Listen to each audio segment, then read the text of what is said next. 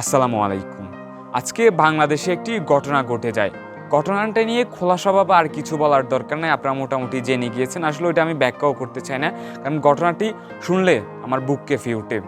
তবে কারা খুন করেছে? ওই যে তার সহপাঠী, ওই যে ঢাকা বিশ্ববিদ্যালয়ের শিক্ষার্থী। আমি যদি বলি বাংলাদেশের টপ 1 বিশ্ববিদ্যালয়ের ভিতরে ঢাকা বিশ্ববিদ্যালয় একটি। ওই ঢাকা বিশ্ববিদ্যালয়ের শিক্ষার্থীরাই খুন করেছে। এখানে তো আমার আর আপনার মতো মানুষ চান্স পায় না। ওখানে কারা পেয়েছে? যারা দুর্দান্ত মেধাবী কিংবা ভালো ভালো জিপিএ অর্জন করেছে তারাই চান্স পেয়েছে। তারাই কিন্তু মানুষ মেরেছে। আজকে অনেকেই পোস্ট দিচ্ছে, ভালো ভালো পোস্ট দিচ্ছে। তবে আজকে একটি পোস্ট বারবার দেখতেছি, সেটি হচ্ছে যে শিক্ষিত নয়, আগে মনুষ্যত্ববোধ অর্জন করুন।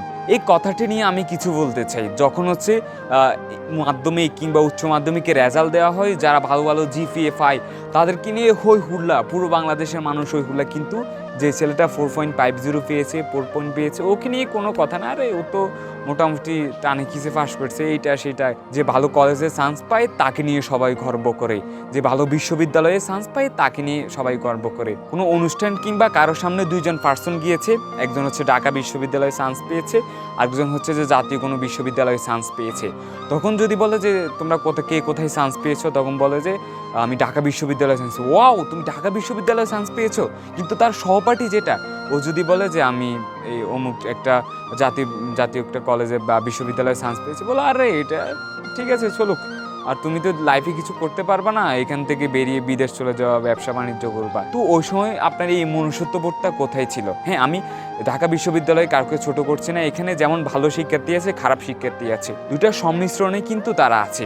আমি কাউকে ছোট করছি না, প্লিজ আমাকে ক্ষমা করে দিবেন যদি কেউ থেকে থাকেন, কোনো বিশ্ববিদ্যালয় কিংবা কোনো শিক্ষার্থী থেকে থাকেন, আমাকে ক্ষমা করে দিবেন। আমি আপনাদেরকে ছোট করে দেখছি না, কিন্তু ওই প্রসঙ্গে আমি কথাটি বলতেছি। শিক্ষা কখনো একজন মানুষকে মানুষ রূপে গড়ে তুলতে পারে না। সুশিক্ষা একজন মানুষকে মানুষ রূপে গড়ে তুলতে পারে। যে হানিফ সংকেতকে আপনারা মোটামুটি সবাই চিনেন, যে ইত্যাদি করে। উনি একদিন একটা সুন্দর কথা বলেছিলেন যে শিক্ষা জাতির মেরুদণ্ড না, সুশিক্ষা জাতির মেরুদণ্ড। সবই তো শিক্ষা। আপনি যখন চুরির বিদ্যা শিখেন, ওইটাও শিক্ষা। আপনি যখন মানুষকে সাহায্য করার জন্য কিছু শিখেন, ওইটাও শিক্ষা। তফাৎ হচ্ছে শিক্ষা এবং সুশিক্ষা। দুটো এক জিনিস না, দুটো আলাদা জিনিস।